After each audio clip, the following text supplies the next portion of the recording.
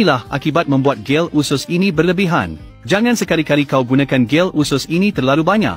Aku takut kau akan terkejut setengah mati apabila bangun pagi. Ia benar-benar mampu membersihkan segala kotoran dalam usus dengan keadaan yang hitam dan berbau. Cuma kentut tapi tak berak. Ini bukan pencernaan yang baik. Sebaliknya usus anda tersumbat. Metabolisme perlahan. Jangan anggap remeh. Cuba benda ni. Cuma sapunya sekali sehari. Badan bersih dan segar. Hanya dengan harga satu hidangan. Selepas disapu, seluruh badan rasa ringan. Masalah pencernaan yang teruk pun takut dengan benda kecil ni. Kalau dia tak tolong selesaikan masalah kamu, hari ni saya akan pecahkan benda ni. Sumpah dengan video ni. Semalam sapu sekali. Seharian buang air besar 4-5 kali. Ini bukan cirit-birit. Ini betul-betul boleh buang sampah dalam usus kamu.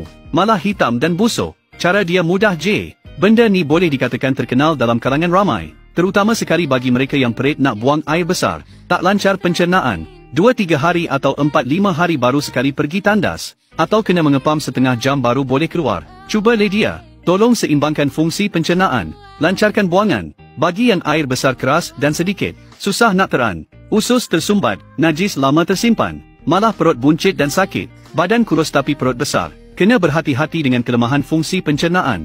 Metabolisme yang lemah. Ini gel pencernaan yang disyorkan oleh Kementerian Perubatan Tradisional Kebangsaan. Produk khusus untuk seimbangkan masalah pencernaan. Sapu terus je. Susah nak buang air besar. Perut kembung. Tak hadam. Cuba Lydia. Betul ke tidak? Cuba baru tahu. Sembelit ringan. Sapu dia. Sembelit sederhana. Sapu dia. Sembelit degil. Sapu juga. Susah nak teran. Still sapu dia. Buang air besar 3-4 hari sekali. Rasa macam tersumbat kat pintu belakang. Tak boleh keluarkan. Tak bersih. Sapu Lydia. Sakit perut. Perut kembung. Sistem pencernaan lemah. Sapu dia betul-betul. Kawan-kawan yang sembelit. Jumpa video ni memang bertuah. Untuk pastikan kawan-kawan tak beli barang palsu, kami terus hantar dari kilang. Harga murah. Semua orang mampu. Ramai yang tak pernah guna gel pencernaan ni. Lepas tu putus asa nak baiki sembelit. Jangan tangguh dah. Cuma sapunya sekali sehari.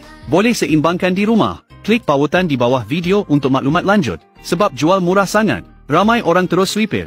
Keluarga kata jangan jual dah. Tapi saya tak nak putus harapan. Saya nak lebih ramai orang tahu gel pencernaan ni berbaloi. Sapu sehari sekali kat pusat. Bahan aktif serap berlapis. Terus kesan kat dalam usus. Kawan-kawan yang dulu kata mahal. Kali ni jangan lepaskan peluang. Sekarang terus dari kilang. Free post sampai rumah. Cepat klik pautan tengok sekarang.